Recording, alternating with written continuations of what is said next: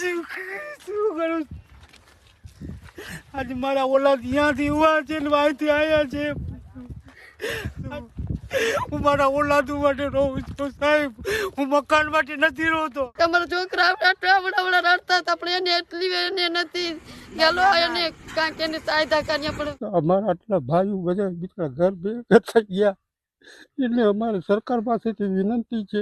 અમારે મારો દીકરો છે એના 4.5 લાખ રૂપિયા કરજો છે તો અહીંયા મકાન અમે સાહેબ બનાવ્યા છે. અમારો કરજો નથી ભરાવાનો સાહેબ. તમારા મકાન ફેંકી દીધા. મારો બાપ મને કહેતો હતો કે સરકાર માય બાપ હોય છે. બારે સુઈ જાઉં સાહેબ ને મારા ઓલાદને હું અંદર સુવરાવું છું. માય બાપ આવો ન હોય એમ કે જે મારી છત ઉજાડી નાખે. આ અમારું નુકસાન આટલું થાય છે છતાં તમે બળજબરીથી અમને ખવડાવો પીરાવો. આ શબ્દો એ લોકોના છે જેમના ઘરો ગેરકાયદેસર દબાણ હટાવવાની કામગીરીમાં તોડી પડાયા. બેટ દ્વારકામાં સતત 7 દિવસ ગેરકાયદે દબાણ હટાવવાની કામગીરી ચાલી, જેમાં કુલ 384 મકાનો તોડી પડાયા છે. મકાન આખું તોડી પડાયું છે અને કાટમાળ નીચેથી સામાન શોધવાનો પ્રયત્ન થઈ રહ્યો છે. આ તોડી પડાયેલા મકાનોની અંદર 13 ધાર્મિક દબાણોનો પણ સમાવેશ થાય છે. તમારા છોકરા રડતા હતા પણ એને એટલી એને નથી ગેલો એને કાંઈક એને સહાયતા કરી પણ મામલદાર હાથ જોડને મને કહી દીધો બેન તમારું એક મૂકશું તો બીજા નામે મૂકવું જોશે. હું કીધું સાહેબ અમારે એકતા મૂકી દે, અમે નારિયાવરા ભાંભુડાવરા છે એકતા મૂકી દે સાહેબ. કેમ બનાવે? હજી 4.5 અમારે મારો દીકરો છે એના 4.5 લાખ રૂપિયા કરજો છે તો અહીંયા મકાન અમે સાહેબ બનાવ્યા છે ને બીજા છોકરા છે એના માથે 1.5 લાખ મારું ઘરવાળો છે એના માથે 2.5 લાખ કરજો છે અમે બનાવ્યા. હજી અમારો કરજો નથી ભરાણો સાહેબ. તમારા મકાન ફેંકી દીધા. જે મકાનો તોડી પડાયા છે તેમાં 9 વાણિજ્ય દબાણોનો પણ સમાવેશ થાય છે. આ તમામ મળીને 1,21,746 ચોરસ મીટરની સરકારી જમીન ખાલી કરાવાઈ હોવાનો પ્રશાસનનો દાવો છે, જેની અંદાજિત કિંમત 62,72,297,000 રૂપિયા થાય છે.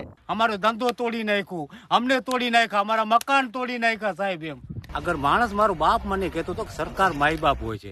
આજે મને અંદાજ એવો થાય છે કે આજે માય બાપ આવો ન હોય. હું બારે સુઈ જાઉં સાહેબ એમ ને મારા ઓલાદને હું અંદર સુવરાવું છું. માય બાપ આવો ન હોય એમ કે જે મારી છત ઉજાડી નાખે. ઓ માય બાપ દુનિયા ઉપર ન હોય. પણ હવે તમારા ઘરના સભ્યો ક્યાં રહે છે? કોક મારા જમાઈના ઘરે વયું ગયું છે, કોક અમારો જે મારા ભાઈઓના ઘર હતા જૂના ઘરમાં મારા 2 ભાઈઓ રહેતા હતા એમાં વયા ગયા છે. એમાં ગળદી એટલી થઈ ગઈ છે કે એમાં અમે બેઠા રહીએ એમ. સિર્ફ તમારા ઘર સુપડાવે છે, ફુલ્લોજર છે ને તમે અમારા ગરીબ ઉપર ન ચલાવશો તો કેના ઉપર ચલાવશો? અમે સમજીએ છીએ કે આજે હું કરોડપતિ હોત કે તો વકીલ રાખત, ઓલો રાખત, તેલો રાખત. મારા ઘર તો ભૂખ જ છે.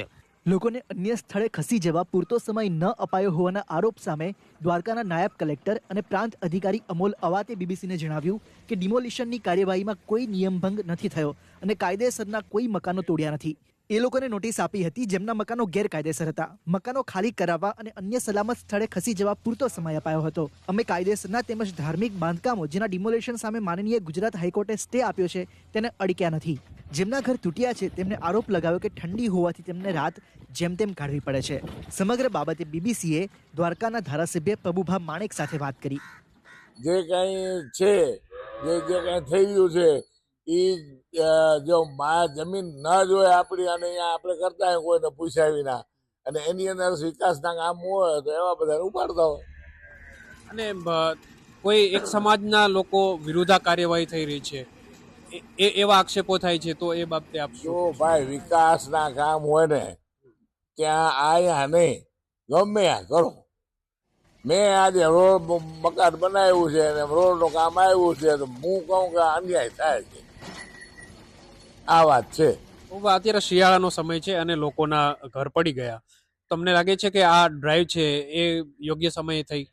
એના માટે મેં એવું વાત સાંભળી છે કે જે લોકો અહીંયા હશે એને ખાવાનું અને રહેવાની એ બધી સગવડો આપી છે.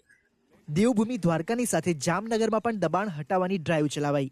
પ્રશાસનનો દાવો છે કે પિરોટન ટાપુ પરના તમામ દબાણો હટાવી દેવાયા છે. અહીં અંદાજે 4000 ચોરસ ફૂટમાં ફેલાયેલા ધાર્મિક દબાણોનું અતિક્રમણ દૂર કરવામાં આવ્યું હતું. કેટલાક લોકોએ બીબીસીને જણાવ્યું હતું કે એમને એમના ઘર ખાલી કરવા માટે પૂરતો સમય નહોતો આપવામાં આવ્યો અને બુલડોઝર એમના ઘરે પહોંચી ગયા અચાનક. પરંતુ આ લોકોએ બીબીસીને કેમેરા પર આ માહિતી આપવાનો રાજીપો નહોતો દર્શાવ્યો. સામે પક્ષે સરકારી અધિકારીઓ કહે છે કે કાર્યવાહી છે એ સંપૂર્ણ નિયમ મુજબ થઈ રહી છે અને લોકોને એમના ઘર ખાલી કરી અન્ય જગ્યાએ જવા માટેનો પૂરતો સમય આપવામાં આવ્યો હતો.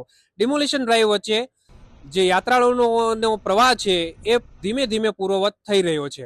કેમેરા પર્સન બિપિન ટંકારિયા સાથે ગોપાલ કટેશિયા, બીબીસી ન્યૂઝ, બેટ દ્વારકા.